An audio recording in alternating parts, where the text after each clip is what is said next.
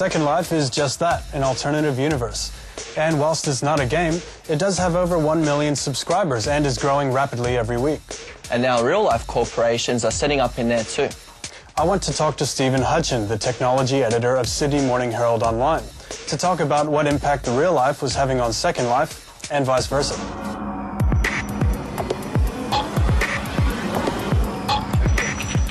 Hi. So Stephen, tell us a bit about Second Life. Well, Second Life is a meta-universe. It's not quite a game. It's like a combination between a game and a place to hang out. It's just become very popular over the last few months. Been around for about 3 years now, but really taken off in the last couple of months. Why do you think that is? Well, I think a lot of companies have gone in there and opened up shops and offices and hotels and bureaus. And that influx of commercial activity has given a whole lot of angles for people to write stories about. So that's the main thing. It's the commercial interest coming into Second Life that's driving the interest. One of the key things is that they have designated property rights.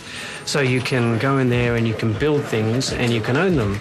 And you can sell them to other avatars inside Second Life. So, for instance, there's this guy I interviewed a few weeks ago, Nathan Keir, or his avatar's name is Kermit Quirk, and he invented this game called Tringo, which he invented inside Second Life, and he sells to other Second Life avatars for about the equivalent of $15 a pop. But of course then the other clincher is that he's managed to get it licensed and sold outside, so it's now available on Nintendo Game Boys, and just this week an interactive TV station has bought the rights to the game. I think it may be the first case of a game that was designed in a virtual world brought into the real world. Does that require any programming knowledge? Or? Yeah, well, Nathan is a programmer. His day job is as a programmer. He's based in Brisbane, so I guess, it's not for the complete novice.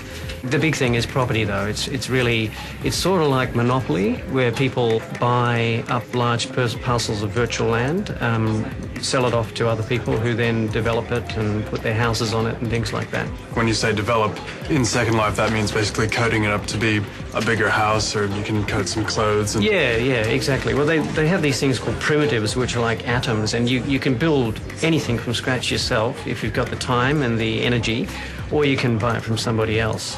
And some people are actually making a living off that? Yeah, I think I've read that there's something like 7,000 people making, up to $20,000 a year out of there, and the top 10, I think, or make in the excess of $200,000 a year. Yeah, that's not bad. It's reasonable money, for a game. And what exactly are you doing in Second Life for Sydney Morning Herald? Well, I'm in there as a reporter, which is why I only have access from work. So as you can see, he's completely like me in real life. He's got lots of hair and he's really tall. He's got his shirt off at the moment because I'm still at the Ben Folds gig where I was this time last week. And when I walked into the Ben Folds gig, Ben was there wielding a lightsaber and he was telling everybody to take their shirts off, so I did.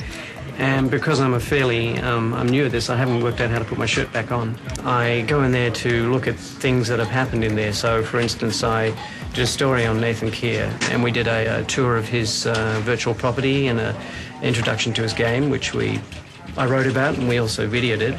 And I've got a couple of other stories coming up soon with an Australian professor based in Sacramento who's got a virtual lab in there that shows you what it's like to be a schizophrenic. And it's interesting to me that, because it's generated so much hype, and there's about 1 million subscribers to Second Life at the moment, is that right? Yeah, that's right. And, compared with World of Warcraft, which is like 7 million subscribers, and Xbox Online, 3.5. Exactly, yeah. But, when I say it punches above its weight, because it's really because of all those other extras in there. Apart from the players, there's all these companies in there, and that's really what's generating the buzz about it. Thanks for taking the time out to chat to us on Good Game, man, and good luck in Second Life.